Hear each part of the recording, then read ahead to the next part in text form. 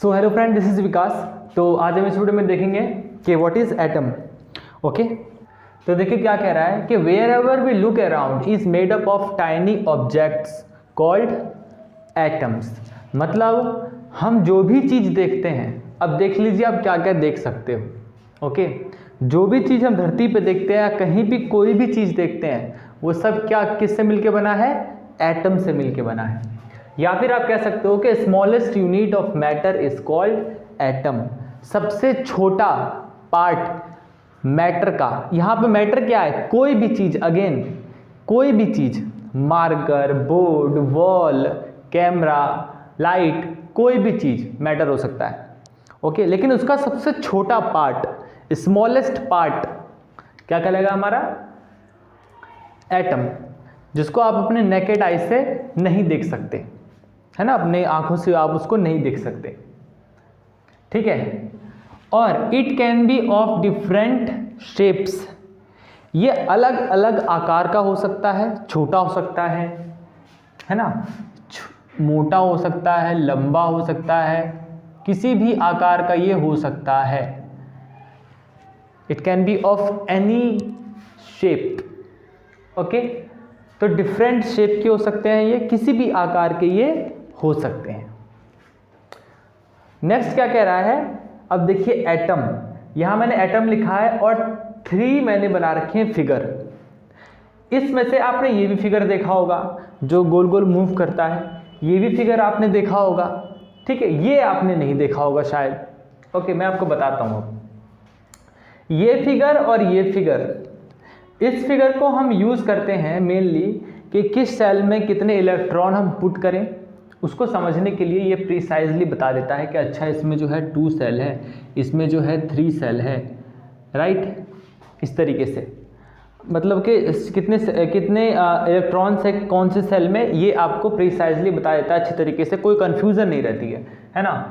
लेकिन इसमें क्या होता है, घूमता रहता है चारों तरफ, तो इसमें बताना मुश्किल है। तो ऐसे फिगर जहाँ भी आप देखोगे ना, वहाँ देखोगे कि वो मूव करता रहेगा। वैसे तो मूवीज़ या एड वेड में देखा होगा आपने, है ना। तो ये 2, ठीक है, these are very small in size. ये बहुत छोटे होते हैं, इतने छोटे कि आप देख नहीं सकते, already I have told you. अब इसकी बात करते हैं, ये क्या है? तो एक्चुअल जो रियल पिक्चर है, यहाँ पे मैंने लिख रखा है रियल पिक्चर। जो रियल पिक्चर होता है एटम का, वो होता है ऐसा। इसमें कुछ दिख नहीं रहा ना, एग्जैक्टली कुछ पता नहीं चलता है, ऐसा ही है कुछ। ठीक है, कि इसका न्यूक्लियस सेंटर में है, ये भी एक ऑब्जर्वेशन होता है कि इसका न्यूक्लियस सेंटर में होगा। एग्जैक्टली हम बता नहीं सकते, और ऑब्जर्वेशन के हिसाब से ही हम ये कह सकते हैं कि न्यूक्लियस अगर सेंटर में है तो उसके अगल बगल जो है कहीं ना कहीं, अब देखो जो इलेक्ट्रॉन अगर मूव कर रहा होगा ना, इलेक्ट्रॉन अगर न्यूक्लियस के चारों तरफ चक्कर लगा रहा होगा, तो हो सकता है कोई यहाँ चक्कर लगा रहा हो सकता है कि वो यहाँ चक्कर लगा रहा हो सकता है वो यहाँ से चक्कर लगा रहा हो, यहाँ से चक्कर लगा रहा हो, या यहाँ से चक्कर लगा रहा हो।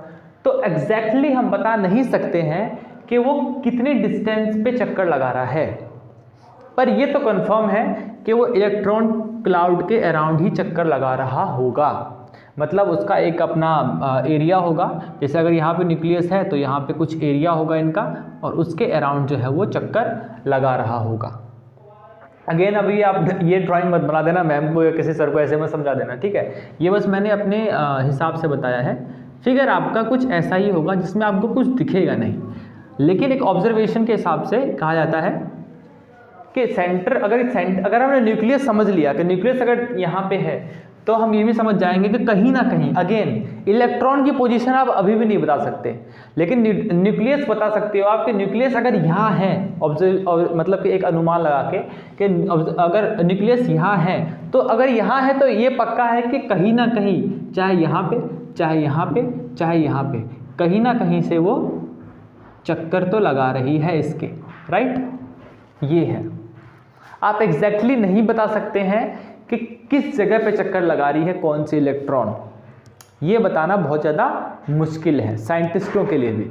ओके, तो नेक्स्ट देखते हैं आप।